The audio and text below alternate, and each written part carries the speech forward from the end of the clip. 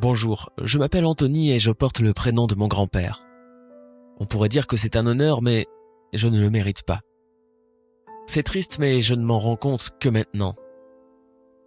Et je n'ai plus la possibilité de lui en parler. Avec ma famille, nous vivons à 4 dans une petite maison. Mes parents, ma sœur et moi. J'avais aussi un grand-père veuf qui ne vivait pas loin. Nous allions le voir de temps en temps et il était toujours très énergique et positif. J'étais son petit-fils préféré. Je portais son prénom et je lui ressemblais beaucoup. Quand j'étais tout petit, nous étions les meilleurs amis. Il m'a appris beaucoup de choses, m'a emmené faire de longues promenades pour explorer le monde, comme il disait. En somme, c'était le grand-père idéal. En grandissant, j'ai développé mes propres centres d'intérêt que je ne pouvais pas partager avec mon grand-père. Le skateboard, la musique, les amis, ce genre de choses. Soudain, j'ai remarqué que ce n'était plus aussi intéressant de discuter avec mon grand-père. Je ne passais plus toutes mes soirées avec lui, comme avant. Et je ne lui rendais visite qu'une fois par semaine, parfois moins. Je n'avais même pas remarqué qu'il vieillissait. Pour moi, c'était toujours le même homme. Mais à un moment donné, il ne pouvait plus marcher, et sa vue a beaucoup baissé. Un jour, mes parents m'ont dit qu'il avait beaucoup de mal à s'occuper de lui tout seul, et qu'il allait venir vivre avec nous. Grand-père n'était pas très à l'aise avec ça. Il a dit qu'il préférait aller dans une maison de retraite pour ne déranger personne. Mais papa a insisté parce qu'il pensait que c'était mieux pour lui de vivre chez nous. Il avait peut-être raison. Grand-père a récupéré une chambre à côté de la mienne et les parents m'ont demandé de garder un œil sur lui, puisque nous étions amis. En fait, je devais simplement l'aider à descendre les escaliers ou lui faire la lecture. Rien de bien compliqué, car il était parfaitement capable de prendre soin de lui-même.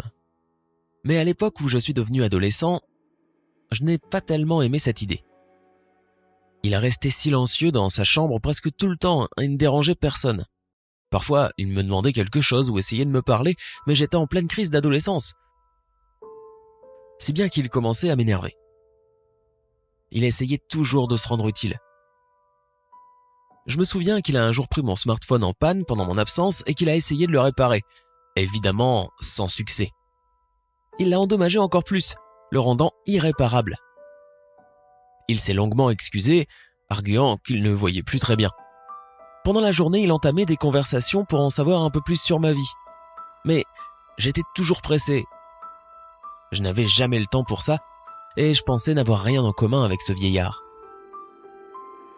Il souriait et me donnait de l'argent pour acheter des bonbons comme si j'étais un enfant.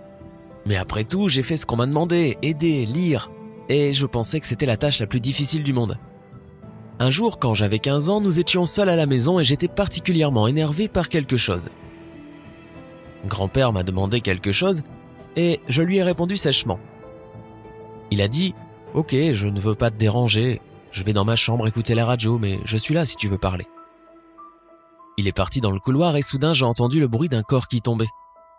J'ai couru et c'était mon grand-père qui était tombé par terre et qui ne bougeait plus. Je l'ai traîné dans sa chambre, je l'ai secoué et j'ai crié quelque chose comme « Réveille-toi grand-père, arrête de me faire peur. Tu crois que je vais rester ici toute la journée avec toi? Lève-toi maintenant !» Mais il ne s'est pas réveillé. Puis l'ambulance est arrivée. Ils ont emmené grand-père et je suis resté dans sa chambre sans arriver à croire que c'était fini. Je ne pensais plus à rien. J'étais libéré de ma corvée de garder un œil sur le vieil homme, mais je n'étais pas sûr que cela me donnait un sentiment de liberté. Je me sentais très mal, car je n'avais pas trouvé le temps de lui parler quand il me l'avait demandé. J'ai été profondément choqué ce jour-là, et ça n'est que le lendemain que j'ai réalisé ce qui s'était passé.